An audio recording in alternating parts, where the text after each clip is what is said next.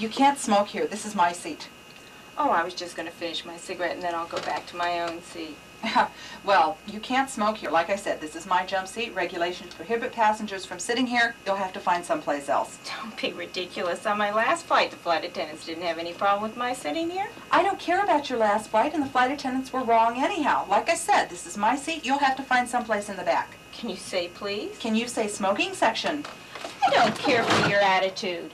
You really are a gem. What is your name? What's your name? My name's not important. By the time I get through with you, you won't have a job, much less a seat. I'm going to speak to the purser. I'm so worried. Linda, did you have an argument with one of our passengers? Well, there was a lady sitting here in my jump seat smoking, and I told her she wasn't allowed to sit here. I mean, really, it's an FAR, and besides that, I can't stand cigarette smoke. Linda, I don't know if you're aware of it, but it's not an FAR, nor is it against company policy to allow a passenger to sit and use your jump seat in flight. It's not? It's not. It's your prerogative, whether or not you want somebody to use your jump seat, because this is your assigned seat. It's the only seat you have, and so the option is up to you.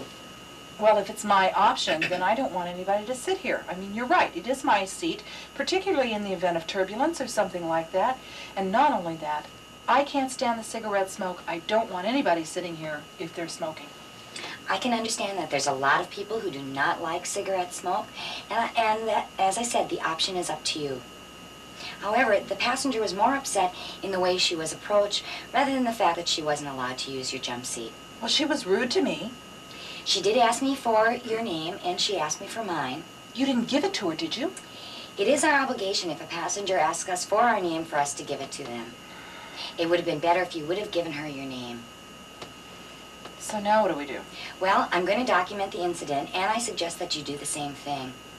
I'm not assessing blame. I don't know what happened here, but I do suggest that you keep a copy of it for your records. Like what? Write it on a fact report. Write down what happened from your point of view. Okay. And one other thing, I would like to suggest that if something like this ever occurs again, rather than getting involved in an argument with a passenger, please come and get one of the pursers. That's one of the reasons that we are here. Okay. I guess you're right. I probably should have come to get you. And I don't know. I get so annoyed at cigarette smoking anyhow, and maybe I just overreacted. And I could have come to get you. It would have been easy enough. I'm sorry, yeah. So, do you think I should go talk to her?